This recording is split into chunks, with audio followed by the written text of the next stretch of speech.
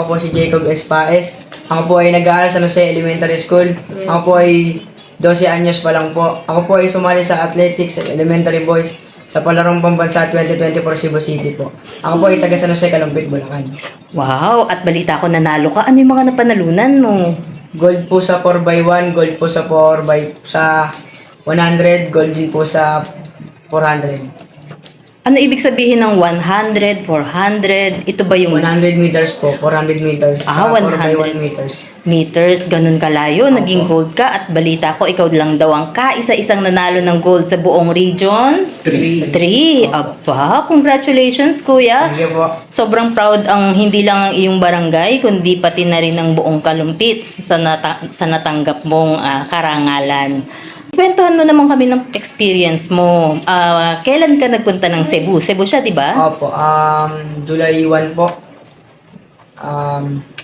Nag-start po kami ng training nung July 3. Tapos simula na po ng laban ng July 5. Tapos first time mong sumakay ng aeroplano. Opo. Ang sarap, no? Ano, kamusta ka naman sa aeroplano? Naiwan po yung kaluluwa ko. ano? Naiwan po yung kaluluwa ko. Nasuka ka ba? Hindi naman po. Tapos pagdating mo dun sa mismong, ano ba yung tawag dun sa lugar ng palaruan? Cebu City Sports Center. Sa Cebu City Sports Center. Sports Center. Pagdating mo dun, hindi ka ba nanlaki, nanliit sa nakita mo? Hindi naman po.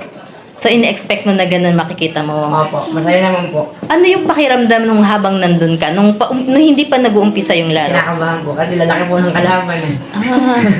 Pero yung mga age nila, mga kaedaran mo lang ba? Mahirap naman naman po. Kaso malalaki sila. Opo. Nagkaroon ka ng kaibigan doon. Madami po. Tapos, habang nung mag-uumpisa na ang laro, anong pakiramdam? Kinakabahan pa rin po. Pero in-expect mo ba na mananalo ka? Hindi po. Si nanay, kasama mo ba si nanay? Kasama mo si nanay. Si baby, kasama rin ba? Kasama rin ba kasama po kayo? Hindi po. Hindi Kasi po. may baby po akong nagpapapress. Sino po ang kasamahan ni kuya? Kayo po ay Coach coach. trainer po, hindi po. Taga San Jose din po. Sa San Jose po ako nagtuturo pero taga Francis po ako. At kamusta naman po ang training ni kuya? Sa totoo po, napakahirap po talaga at napakadami po namin sinakripisyo. Gaya po nung, siyempre, sa pamilya namin, tagal kami nawalay. Ayun, yung pagod, sakit ng katawan. Tiniis po ni Jacob lahat yun para po makamit ngayon ako. Gaano katagal po ang training niya?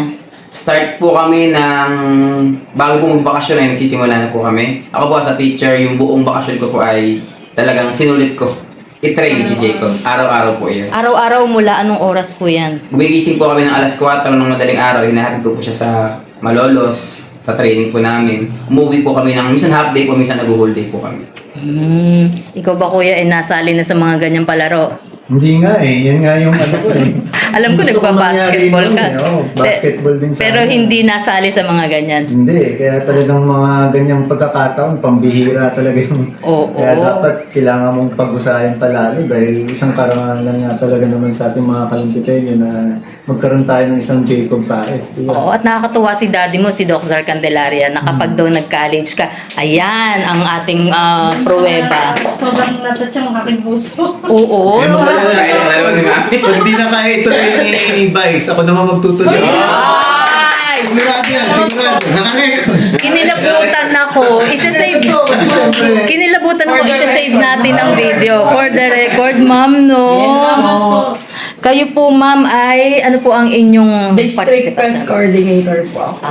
Ako po yung naging nanay ni Jacob sa Cebu. Okay po. At kahit sa Claraan. Hindi naman po pasaway. hindi mo Ay, di natutong magbisaya. Okay po. Kinilabutan ako doon. Anong pakiramdam nyo na mayroong isang Jacob kayong anak? Sobrang nakakataba po ng puso. Inasahan niyo po ba na mag-excel siya sa ganyang larangan o sa kahit anong larangan na pinili niya? Hindi nga po eh. Pero, nung una nga po talaga, ayoko na talaga. Maayaw na po talaga ako, lalo na po yung sa provincial. Di ba, sir? Ano po kasi yung paa niya. Wak-wak po talaga. Wak po talaga. Bakit? Sa training. Sa training pa Sa lang po. training. Tapos kinabukasan po, lalaban na siya. Sabi ko nga po sa kanya, nak, kaya mo pa ba tumakbo? Sabi ko, kung hindi na kaya, okay naman. Pero kahit wakwak ang paa niya, ibig sabihin nanalo siya. Opo, Ay, nagkaroon pa rin po siya. Sa training po kasi namin, yung mga panahong wala po kami talagang gamit. Wala lahat. Wala po kaming gamit na pang-training. Kasi po nagka-training kami, nakatapak lang po siya. Kamedyas. Opo. Kinabukasan po yung laban, training po namin ngayon. Tumakbo po siya kahit mainit para lang po makapag-training. Lalapdos po yung buong paa niya. Dalawang paa niya. Kinabukasan po ang laban, ganun pa din. Ang ginawa lang po namin, binili lang po ng pambalot sa paa. Yung sticker. Lumaban po siya kahit nagdudugo ang paa niya. Sa awa po ng Diyos, siya pa rin po ang champion. So, nakakapangilabot naman ang Oo, inis. sobra po. Ano po bang klaseng sapatos yung ginagamit nila pag sa mga ano? Sa training po ay rubber shoes lang po talaga. Pero sa mismong, ano po, yung mga running shoes po. Sa laban po ay spike shoes na po ang ginagamit. Spike shoes. Nung naglara po, binigyan na po siya ng Spike shoes. Bulacan ng spike Sponsored shoes. ng Apo. Sige, pag magti-training ka, ako na bahala sa... Eh, Ay! Ano kasi ako, mahilig din ako sa sapatos eh. Talagang ano, kaya pag pag may training, lapit ka lang sa akin. Kailan ba pwedeng lumapit, Kuya Carlo? Kailan? Kung kailan Ngayon. Oo. Oy, pwede bang paano ba ang bibigay mo? Sapatos o... Sapatos. Eh di, Sama ko sa bumili ng sapatos. pwede ba akong sumama? Kasama tayo. Siya lang bibilang ng sapatos. Sasama lang naman ako Oo, pwede eh. sumama. Sama lang naman eh. Yun po. Talagang napakadami po niyang pinagdaanan, namin pinagdaanan. Pero ito ay matanong ko lang although siguro may mga maski pa paano may nakukuha kayong suporta sa maaring sa private o sa government, alam kong hindi sasapat, hindi po ba? Hindi ka Totoo yun. Hindi sasapat. Kaya eto na napatunayan nyo rin na bagamat hindi sapat ang suportang nakuha nyo at talagang matindi ang pinagdaanan nyo, Still. still, Naging nakuha mo ang pagiging Yes. champion. Ng pagod hirap. Oo. Pagod, puyat, gutom.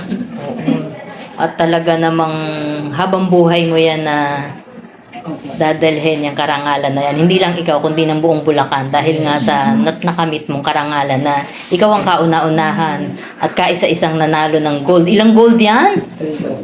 Tatlo na isasanla ba yan? 3 gold. At beyond, lampas pa dun sa pera na papremyo, ay yung karangalan. Di po ba? Matanong ko, nanay, hindi ba pasaway ito sa bahay? Mabait po yan. Hindi ba tamad? Yun lang po. Pag po nag-ML po siya, bawal storbo. Pero okay lang kasi ML over training. Anong mas pinipili niya? Pagka sinabi ko pong stop, ipitawan niya po ang cellphone niya, training po kami. Disiplinado. Opo, disiplinado. Yun po ang unang-unang meron po ng disiplina. Disiplinado. Kasi syempre yung pag-ML, pang palipas oras. Ako din eh, naglalaro din naman ako eh. Paubos oras lang yan eh. Opo, ako din po. Pero Kaya po pag nakarako, bawal storbo. Sige, pagkatapos ayun na lang, huwag yung gugulin pag May pagkama na ang alam. Ay ka nga. Ay ka nga.